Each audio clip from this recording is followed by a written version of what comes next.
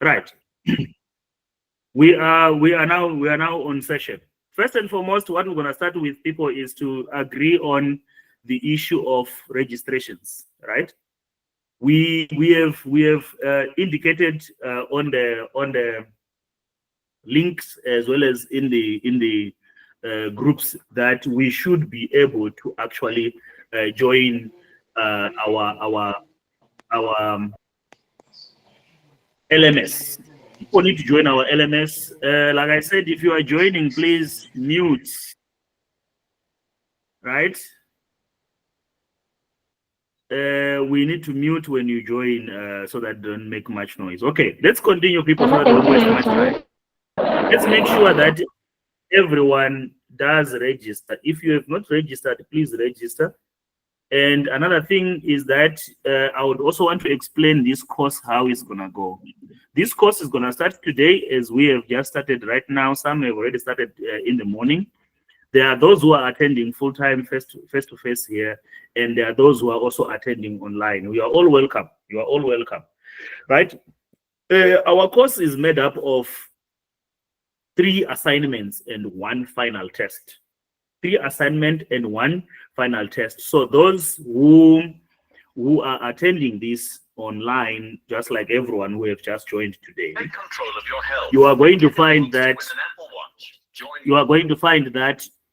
when you log in, which I'm going to do right now as a presentation to show what's there on online. So I'm going to continue with my presentation so that we can be able to see, all of us, what exactly is happening there. Right. When you log in, good people, you are going to use your name, which is your login details, and then you log in just like what I'm doing right now. As you watch, you are going then to meet a dashboard, which is what we call dashboard. A dashboard is going to be able to indicate to you the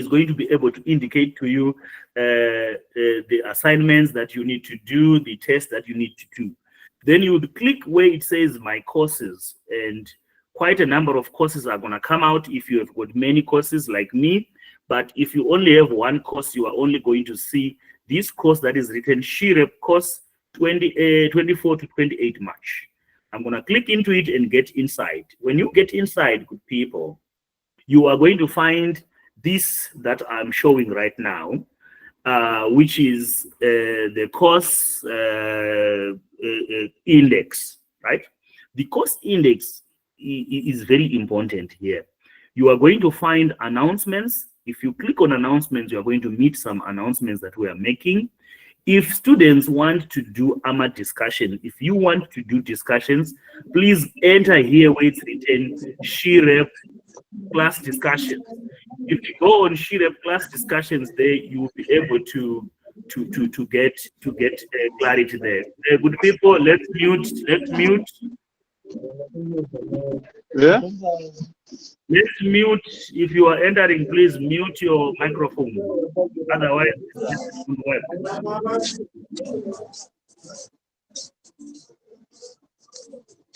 Can we all mute our microphones? This let's work, everybody.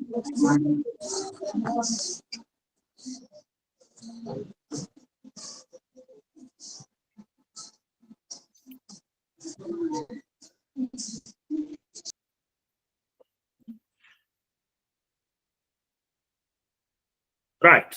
Is everyone muted now? Thank you. Now I'm back into presenting. Where was I? I was on the presentation where I'm actually saying that when you enter our learning portal, you will see this part. And then you are able to actually navigate on this part where we say course index is highlighted, right? This course index will indicate to you the module. If you click the module like what I've just done, a module is going to come, which you are able to actually download, right? And save it on your phone, or you can save it on a laptop, wherever you are studying from. So you can be able to download this module and have it to yourself, right? It is very important that you download this module so that you are able to probably watch it at some point or read it at some point when you are no longer having data or saving data or something like that. Then we move on. The next module you can find there is going to be this one where you say, okay, OHS Act ebook, right? This ebook is very important. It's like a Bible of OHS because it is the full legislation. It is the full act, right? It is a full act here that actually will have all your acts or everything that is part of your acts there. So my humble request is that we should also be able to download it and be able to see it, right? Let's move on to the next part again, to the next part where you would then meet the first topic. The first topic is this one where it says introduction, definitions, and terminology. Introductions, definitions, and terminology. That's the part where you would start your learning. Okay. What the LMS does is that it will give you only AMA notes, which means it's a brief discussion or brief explanation of every topic. If you want a deep analysis of that particular topic, you will find it in the textbooks, as I have indicated where to download them. They are the first thing there. Then we move on to the next part, good people, legislation and statutory requirements, right? Legislation and statutory requirements. Also, you will be able to enter there and find out which parts of the Act, Occupational Health and Safety Act, are important to us as SHIREP people, right? So you will realize that not every part of the Act is important, but we do have certain parts, for example, section 7, 8, 13, 14, 16, 17 up to 26. Those are important parts we should always have to remember. That also extends, good people, that also extends to you going into the general administrative regulations, right? So you have your GR 2, 4, 5, 6, 8, and 9 that are very important. And then there's also other legislation that you are going to find. Immediately when you are done with this, you are going to meet assignment number 1. Right? You are going to meet assignment number 1. Assignment number 1, let me just click on it there so that we can go there.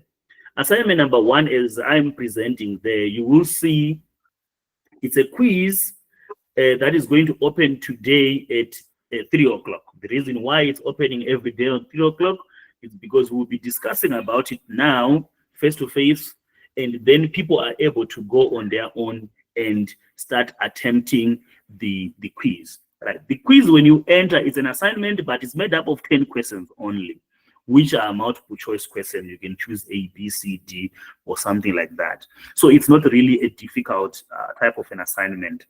You need to pass with 6 out of 10. If you get 5 and below, you won't pass this one. Okay? The system will pick the highest grade.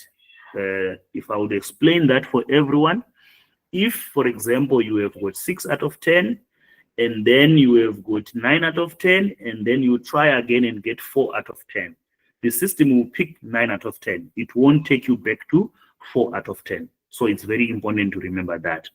You will only have 1 hour to answer that assessment. Briefly, it's an hour for you to answer that. And you'll be given 3 attempts, which means if you fail the first attempt, you are allowed to start another attempt. Once you have started that other attempt again, you are given the last attempt, which means you've got 3 times of attempting. Therefore, we wouldn't be in a position where, excuse me, would say, excuse me, somebody has failed totally. Okay, so the assignment is going to open today at 3 o'clock. Today at 3 o'clock. Then it will be available until Friday midnight, which means that if you fail to do it today, you still have 4 days to finish it. But it would be good that you all do assignment 1 today, and tomorrow you do assignment 2, then Wednesday you do assignment 3, so that we can wait for Friday to do the final assessment. All right. So that is what we thought we should talk about. Then let's move on to the next part. You are also going to get the next parts. Then you will meet assignment number 2. Assignment number 2, it's not going to be just easy for you to do it, because you need to first and foremost have passed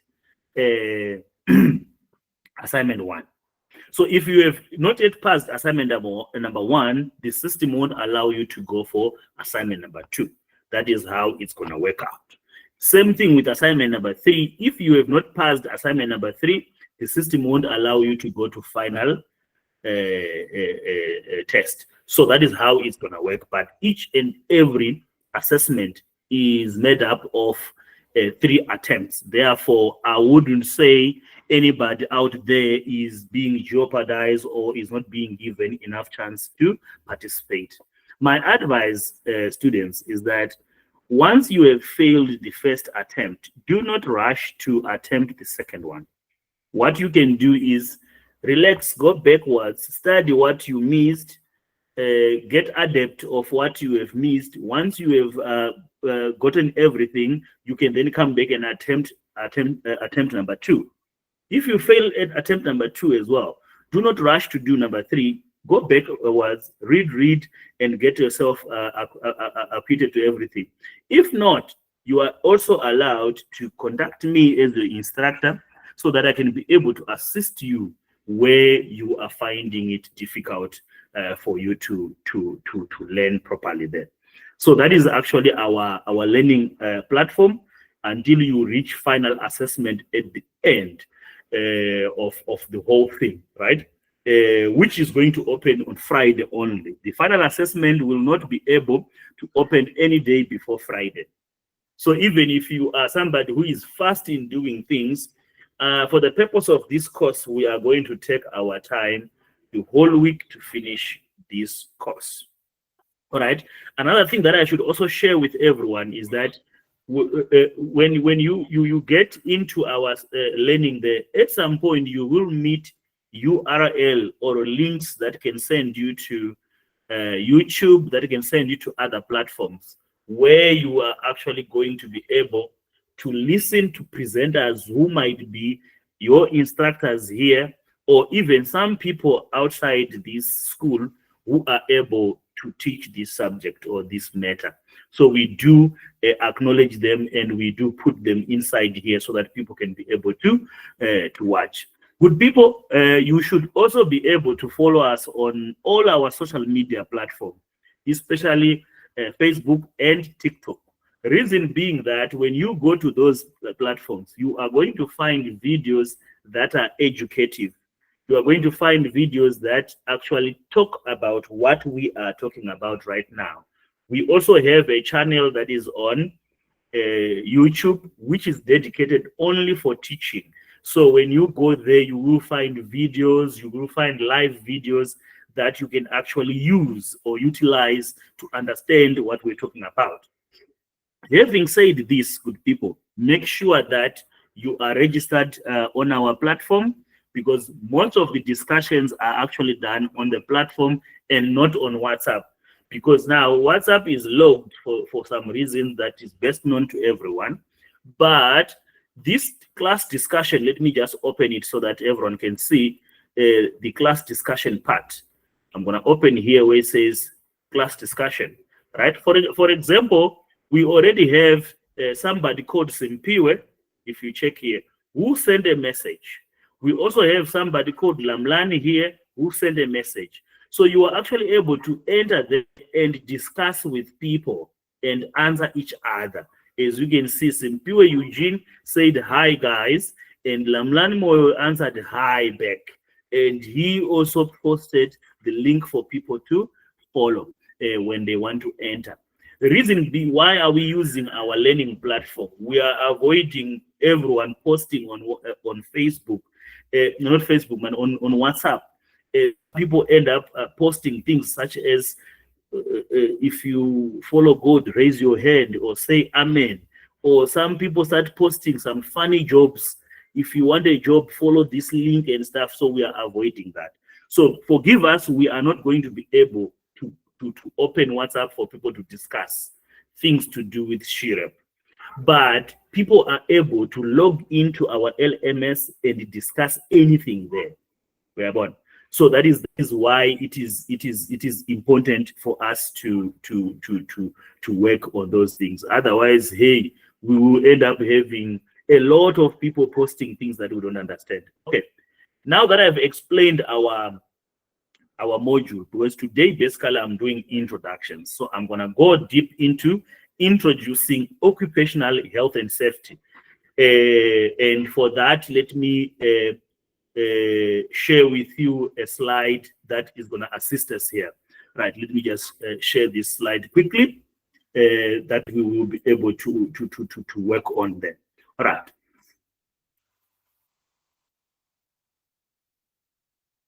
Okay, there you are. It should be showing on your screens now. It should be showing on your screens the slide about occupational health and safety. A slide about occupational health and safety. Okay, first and foremost, good people, let's just dissect. Let's just dissect the issue of what is it that we say occupational health and safety, right? We do have quite several number of health and safety. We can have health and safety at homes. We can have health and safety in the community. We can have health and safety anywhere in the world there. But today, or for the purpose of this meeting, we are talking about occupational health and safety. And why is it occupational? Because it has got everything to do with workplace, right? So for it to be called an occupational health and safety, it's because it has got everything to do with workplace. So what is a workplace? A workplace is anywhere where people meet for working. And people meet to sell labor. People are selling labor when they are meeting there, isn't it? So if you have somebody you have employed, 1, 2, 3, 4 people, you must know that it's now a workplace. If your home, you have employed somebody to help you with the kids, somebody to help you with the garden, then you must know that your home has just changed to become what? Workplace. And whatever that is happening there is now occupational. Is now occupational because it has got something to do with work. All right, let's move on to the next aspect here. We are talking about health. What is health? Right? What is health? How do we then say somebody's health? Or how do we then say we are taking care of somebody's health? Right? If you want to look into occupational health, in an occupational health situation, we have got four aspects, my good people, which you need to concentrate on if you are talking about the health of somebody. We have got physical well-being, number one, physical well-being. To say, is the person physically fit, right? Am I not sick of anything? My body, is it okay for me to be able to execute the work that you have given me, and so on and so on. So I'm physically fit. Usually this is something you can check using some medical checkups, or you can even check by just doing some exercise and stuff. Secondly, a person is healthy if he is psychologically fit, which means this has got more to do with the mind, right? If you are well in terms of your mind, then we know that you are fine in terms of health. So you can't just look at somebody and say this person is healthy. There should be a balance of all aspects I'm talking about. So far we have said what? Number one, physical aspect, and then mental aspect. Number three, we can also talk about financial aspect. People need to know that they are going to be paid in time, they are working, and etc. at your working environment. That way, these people are going to be happy because they know there's a promise to pay. Month end, I'm going to get money. End of week, I'm going to get money. End of fortnight, I'm going to get money. So a person who is having such a promise in his mind, a person who is having such an idea would work and will definitely work. properly. So that person is regarded to be healthy because he's physically okay, is mentally okay, and is financially fit. Lastly, people need to have a sense of belonging. People always want to be loved. People always want to have spiritual connection to something. People can't live in isolation. A person can't live in isolation. A person can't live in a vacuum, which basically means that at some point, one way or the other, we need to recognize the belongingness of a person, right? We need to recognize that a person is loved somewhere, right? We need to recognize that this person at some point will need to belong to something else, right? For instance, people love to be connected or to belong to different church dominions, right? I want to be a Christian, I want to be Muslim, I want to be Hindu, I want to be that one. So allow people to do that, allow people to practice such, right? Some people want to be loved, they want to belong to a relationship where they are loved. You should also allow that. So at the end of the day, if you combine those four aspects, they make up a health of a human being. So when we say occupational health, you need to understand that we are not only looking at the body as the physical being, but we also have other aspects you should talk about. Then lastly, what is it that is safety? When we talk about safety, we are referring to a point where somebody is safe. And how can a person be safe? Easier said than done, of course, right? For us to say workplace is now safe, it means you have reduced incidences to none. You have made all these occupational incidences to go away, which means you have taken care of hazards, occupational hazards, because there are plenty of occupational hazards that can happen. So you have taken care of them, you have put control measures so that people are not hurt, people are not harmed, people are not injured, people are not put in a position where it might result in death. So that is where we would say it's safe. That includes the working environment and even the surrounding environment. Hence, when we say SHIREP, we are saying safety, health, and environment representative, which means at your company there, you are representing the safety of the traffic or everyone. You are also representing the health. You are also representing the environment. That is why we say SHIREP, SHIREP, SHIREP. I am pretty much sure that some of us joined this training without really a clear understanding that who exactly is a SHIREP. A SHIREP, good people, is somebody nominated or employed at a company for the purpose of representing other employees in terms of safety, health, and environment. Okay? So that is how it works out. Let's look into the reasons, maybe, why should we be in a position where we're actually saying we need to discuss occupational health and safety? What are the reasons? Why should it matter? Why is it important for us to talk about occupational health and safety? All right. It is important because one of the most things that we are talking about here is the safety and the well-being of everyone, which means that all these people or all these items we're talking about, they need to be protected from harm. All right. Now, we will dissect the act at a later stage, but right now, let me just try to bring forward a certain number of, I would call them traffics, that you would find at any workplace. So wherever you are, choose any workplace that you comes in your mind. It can be a school, it can be a construction site, it can be a mine, it can be a hotel, a restaurant, it can be a shop, it can be a wholesaling shop, any workplace, even a church, anyway, you can pick, right? Picturize that, and then we move it from there. Now, what are we talking about here? We are talking about safety and well-being at that particular place.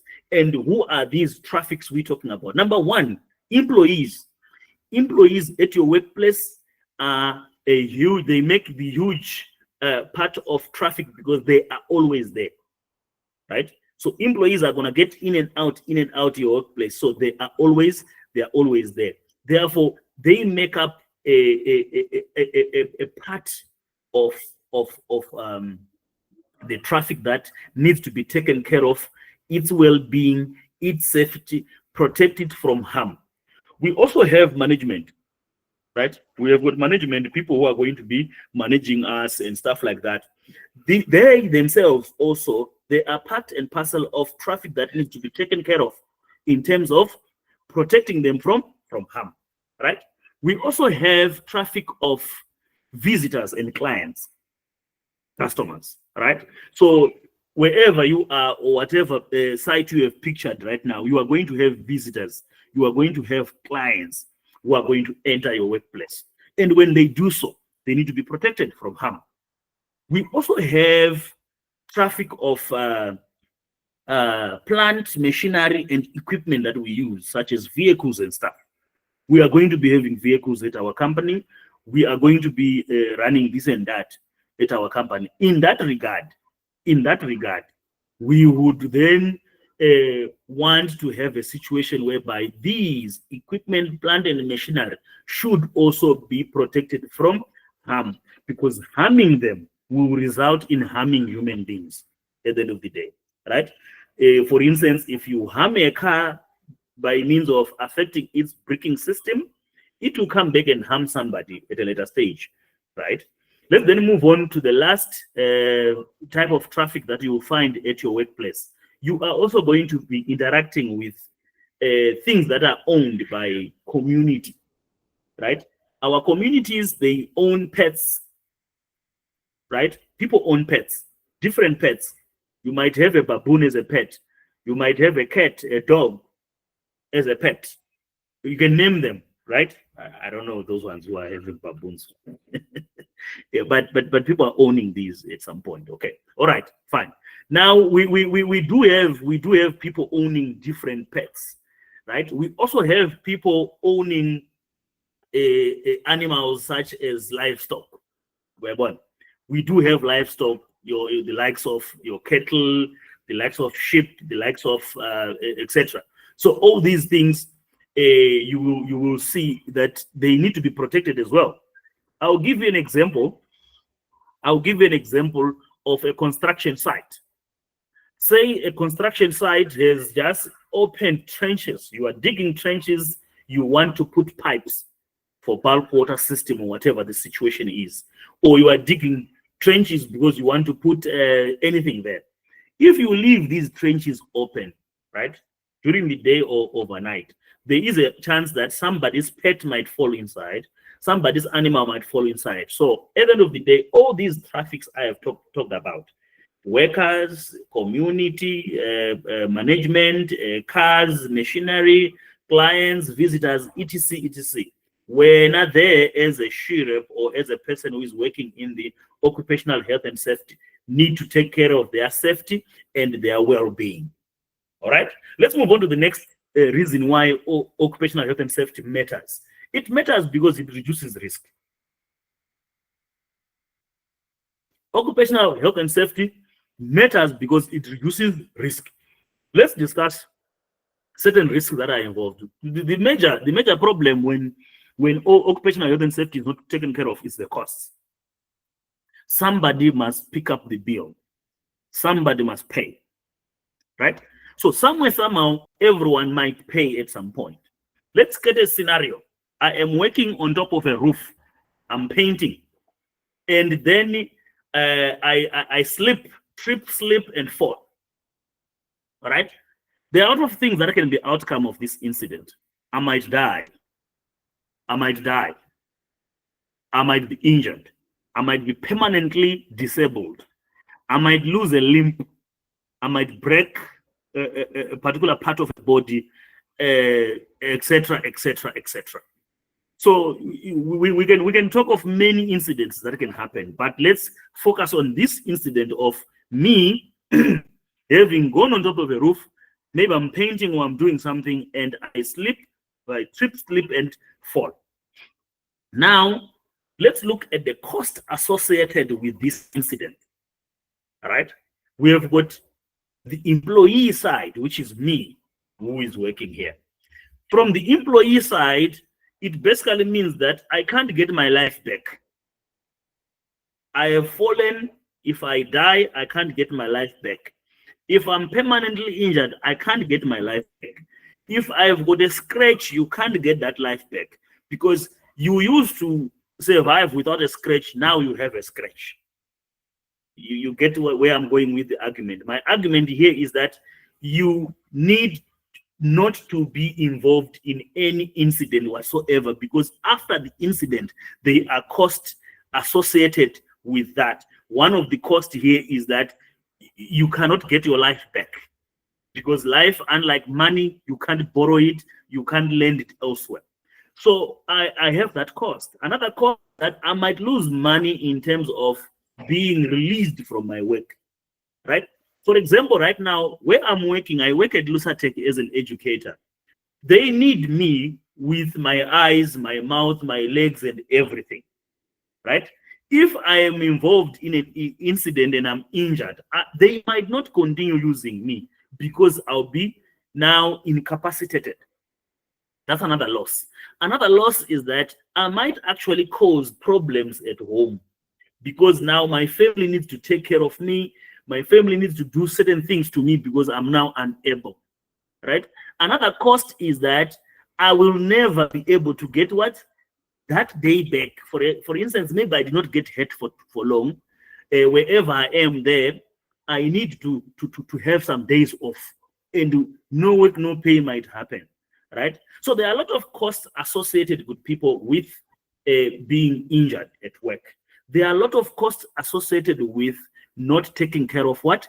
Of OHS, because people who have involved in accidents, injured or ill. Now, let's flip the coin and look at the employer side. The employer, cash. Now, the employer would have employed me, right? Now that I'm injured, there's a high chance that he's supposed to pay me for being injured, right? That's another cost. There's a cost that his job is going to stop because I'm injured at this particular time. So I might not be able to render his job or her job at that particular point. So there's stoppages, and stoppages means money. All right. Another risk here would be that I'm incapacitated. Then he needs to employ a new person. Now, if you are to employ somebody, there are a lot of processes to be followed, right? And these processes, they are money, they are time consuming. You need to advertise. After advertising, you need to do shortlisting. After shortlisting, you need to do recruitment. After recruitment, you need to do interviews. It's just too much. So as an employer, you also need to understand the risk involved in not taking care of OHS. So we can't just say, let them go and work. Let them go and work. If they're injured, I'll hire somebody, because that will take you money. When you hire somebody, you must also understand that this person comes as a new person, right? He or she needs to be trained. As a new person, he is slow, or she is slow. As a new person, she's still breaking certain things because he's new at work. So there are also costs associated with hiring a new person, which is delays in production, as well as having a lot of stoppages, as well as breakages, right? So I can preach the whole day about advantages or disadvantages of not taking care of OHS. In a nutshell, if you are going to take care of OHS, it means that you are significantly reducing the risk of workplace accident, workplace injuries, right? And you will be able to actually be forced to have illnesses and stuff.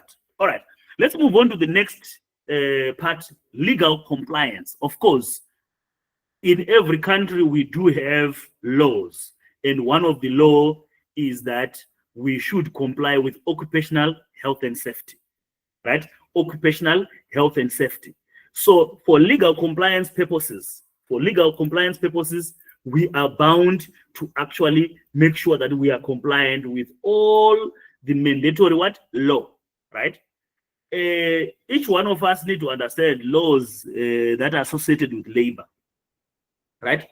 Each one of us need to be in a point where you understand laws that are associated with labor there, and how they affect you as an individual wherever you are, right? So as an individual wherever you are, you need to have that. I asked this earlier to my students who were doing face-to-face here. I said, which acts do you know? Which act do you know? When we say act, we are talking about the law, right? The legal framework of South Africa, the laws in South Africa. Which act do you know? So one of the acts is Occupational Health and Safety Act. Occupational Health and Safety Act, which is an act that is under the custodian of Department of Employment and Labor, right? I think people would say, hey, labor, say labor, and some run and some this and that, because inspectors from labor always come at your workplace, no matter how small is your workplace. So they are the ones who take care of the act. There are other acts, of course, which can be COIDA, which can be Basic Conditions of Employment Act, which can be Labor-Related Act, which can be Employment Equity Act, BEE, what Act. There are many of them which we can combine them and actually say they affect labor. We also have other acts that have nothing to do with labor, such as Basic Education Amendment Act, etc., etc., etc. So there are actually many of them. But for the progress of this course, we are going to be so much interested in Occupational Health and Safety Act, Act 85 of 1993. And we have got parts that we have already discussed at the beginning of the course that we need to focus on chapter 7 up to 26. Those are actually good chapters that focus more on us as she-reps and so on. So that is one of the reasons why we should actually take care of our occupational health and safety matters, because it is a legal compliant issue. Yes, it is a legal compliant issue. Lastly, on this slide, good people, why does occupational health and safety matter? Right? Lastly, it's because of this part where we say productivity and morale. Productivity and morale. We are saying that employees who are working at a place which is serious about OHS, they tend to have morale. We all have different names of morale in our local languages. In Zulu, they will say umdlandla. But to have that thing, that oomph, to say I want to go and work, that is very important, because you can't put a price on that. You can't even pay for that. You can't pay people enough to have morale. Morale is something that comes naturally on a person if a person is satisfied. So I would tell you that if your company is taking care of OHS, people tend to just become automatically morale. They start having high morale. Spirit starts coming to say, let's work harder. Have you ever seen that situation where in the morning you can't wait to get to work because you love your workplace? Yeah, few people have such, trust me. People don't want to come to work, including me. But doesn't mean that I'm not highly morale. I do have morality. Right, so to increase productivity, at work, you will need a situation where you actually have to take care of people's occupational health and safety. Imagine we have already spoken about these issues of health. You are taking care of finances, you are taking care of mental issues, you are taking care of some. People become just happy. For instance, when we say you are going to be taking care of somebody's finance, we are not saying give them money, right? But a good workplace, just like what I would do as an advice to some people who are already working in the OHS, what I would do as a safety officer or as a person who works in occupational health and safety as a she-rep or whatsoever, I can be able to go to a bank, right? For progress sake, I'm not advertising here. Let's say you go to a bank like Nedbank or ABSA or whatsoever and sit down with one of their guys and say, look, come to my workplace. I've got 100 employees, I've got 50 employees, I've got 20 employees. Please come and educate them on personal budgeting, right? Come and educate them on how to take care of their money when they get paid, right? So what are you doing by doing this? You are going to call them and they will come, put on banners, put on gazebos, make it look like whatsoever. Then they start assisting your employees to tell them how to take care of their finance, how to open bank accounts, how to deal with loans, how to deal with this and that. Right? This is a free service that a bank can offer you. You do not pay anything as a sheriff or as a safety officer. Yet the results are huge because your people, some of them in that group, was about to have problems of finance, and they can be helped by that bank. Right? Another example is that I can go to South African National Blood Services and talk to them and say, look, guys, I do have 100 employees, 50 employees, and so on. I have told them that you guys can come and collect blood from them. They will donate blood, right? But remember, these people, when they come to collect blood, they don't just collect blood only. They come with added services. They test for HIV, they test for high blood pressure, they test for what do you call it, this thing of sugar and stuff. You get it? So they come with other things. They don't just come alone. We are born. So it is very important that you understand the aspects of creating a proper occupational health and safety situation here. Right, good people. We are getting towards the end of our presentation today. We are getting towards the end of our presentation today. I wouldn't want to complete everything that is nice about SHIREP in one day. I should also allow people to breathe. Some of you are on lunch. You might want to eat something. Some are not on lunch. We are not working just like me. So we don't have anything to eat. But let's stop our today's lesson right here and talk about what are our plans. Our plans is that, people, when I'm done with this lesson, can you log into our learning platform and do assignment 1, right? Please do assignment 1 because it's going to open at 3 o'clock, right? It's going to open at 3 o'clock. I'm giving chance for everyone to actually be registered and be comfortable. At 3 o'clock, the assignment will open. Let's attempt them. We'll get the results same time. If you have failed, you plan your way of redoing it, right? Then tomorrow we are going to be talking about the rights and the responsibilities of a SHIREP, right? At the same time, can I give you a homework to read from chapter 7 up to chapter 26? Chapter 7 up to chapter 26, so that you can understand all the parts, right? You will forgive me, good people. I'm not going to be taking questions on this platform because you are many. We have got 101 people attending online right now. So if I say, let's ask questions right now, I won't be able to moderate it. So what I can say is that if you have got questions, come to our WhatsApp or go direct to where I showed you, which is the discussions. Ask a question there. It will come to me direct and I'll answer it. And sometimes it's good to ask a question in the group at the discussion. You might not know, your question might assist next door, might assist somebody who is shy, might assist somebody who was not even thinking about it. So good people, we'll meet in social media platforms, TikTok and Facebook and everywhere. Abanya will meet Emma Rankin Buffett. I'll stop this lesson. Bye.